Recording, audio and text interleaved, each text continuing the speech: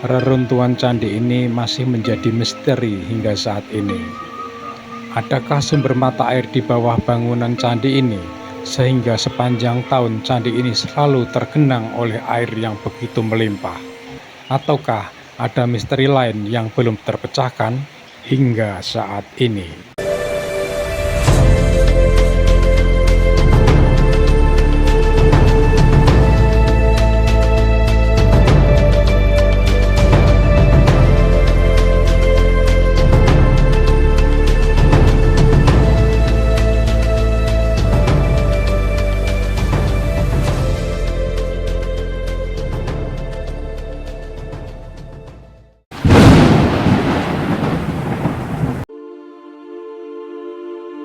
Selamat datang di channel Jajah Desa Melangkori. Oke teman-teman, kita kali ini akan berkunjung di wilayah Kecamatan Kedung Lurah di Kabupaten Trenggalek, di bawah Pegunungan Tua, Pegunungan Purba Rajek Wesi, di mana di sini dulu pernah ditemukan sebuah reruntuhan bangunan candi dari peradaban Hindu-Buddha sekitar tahun 90-an, saat pemilik rumah yang bernama Bapak Soim itu menggali pekarangan tanah untuk membuat septic tank.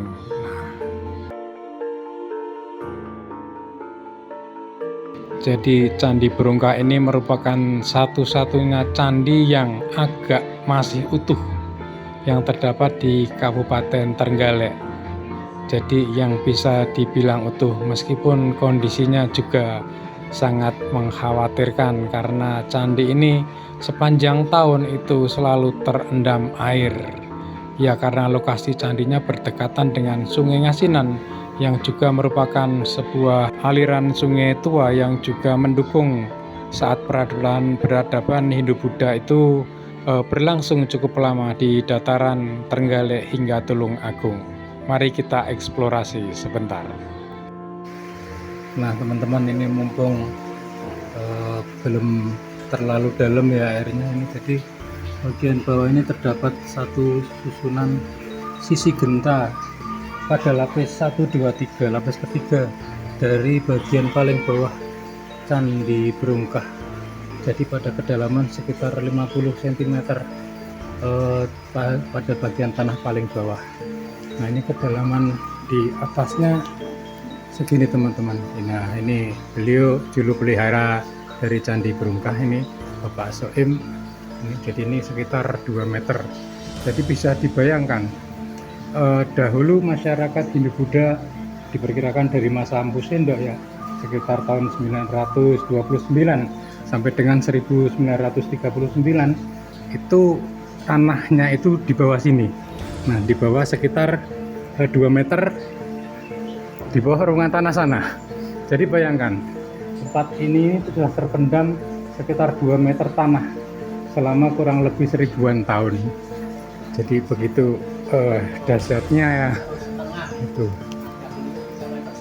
Nah, malah 3,5 meter Pak ya, yang bagian paling dasar ini gue 3,5 meter.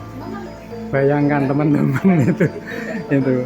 Jadi candi ini tuh terpendam pada lapisan tanah itu dari sedimentasi dari aliran Sungai Ngasinan yang berada di sebelah utaranya candi ini teman-teman.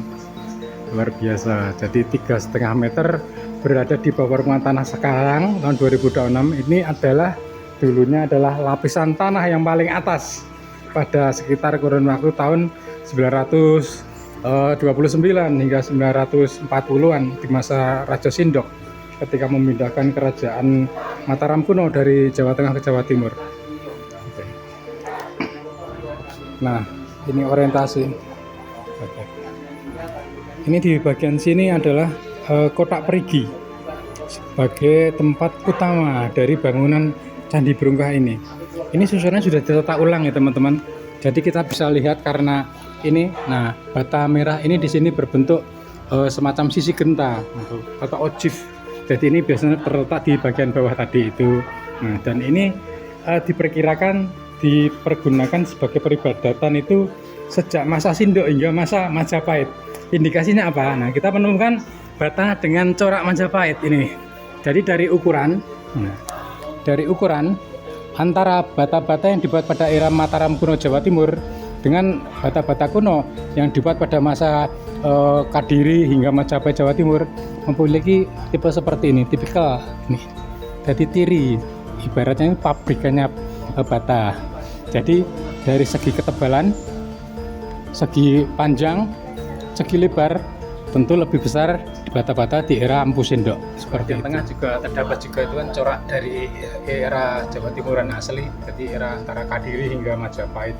Berbeda dengan yang sebelahnya ya, bisa diketahui kan ukurannya ini di era-era Mataram kuno awal Jawa Timuran itu hingga masa Airlangga batanya berukuran seperti ini.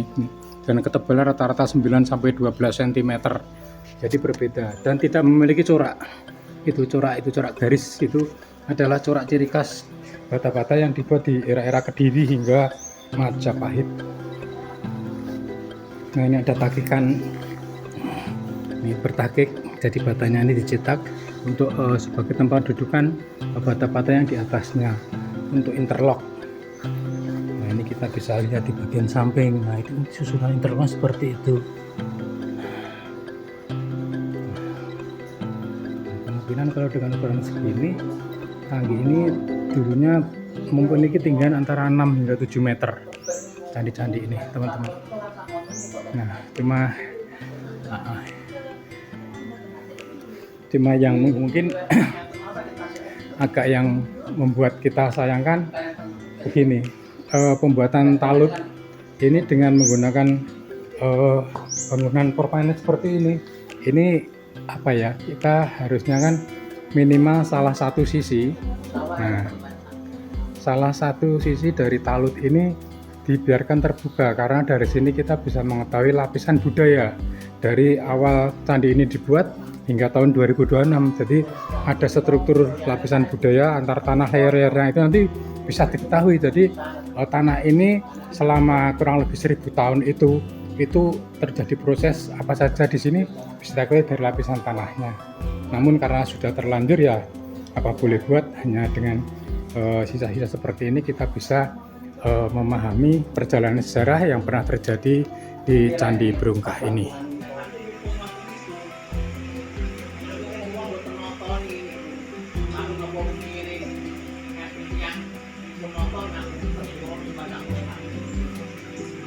Mau naik ke atas, jadi ini agak tajam ya tangganya, teman-teman.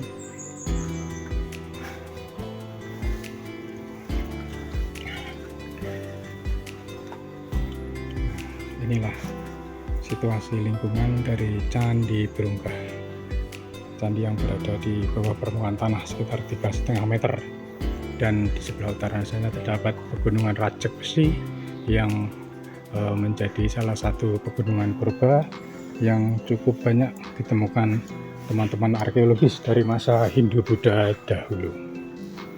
Oke teman-teman, kita tutup dulu.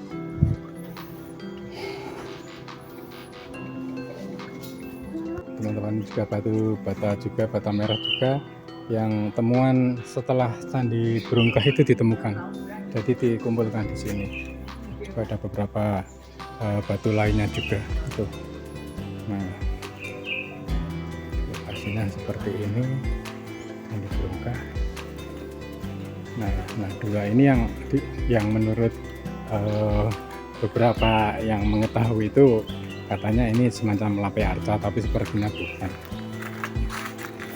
Saya tahu juga ini semacam umpak kayak yang sebelah kanan, sebelah kiri ini kemungkinan kalau dibalik berlubang. Jadi kemungkinan juga batu lumpang. Cuma atau juga bisa mungkin ini bahan juga bisa. Cuma nah yang di sana itulah Kali Ngasinan, kali tua juga. Sanalah Gunung Rajek Besi. Demikian teman-teman, jadi bisa melangkori setelah 1 tahun kita mengunjungi Candi Brungkah ini, kita akhirnya diperkenankan untuk kembali lagi dan melihat lebih lanjut dari sisa-sisa peradaban yang diperkirakan dari era masanya Raja Sindok di daerah Jawa Timur, khususnya di Kabupaten Trenggalek. tetap semangat dan mencintai peradaban dari nenek moyang kita. Salam budaya.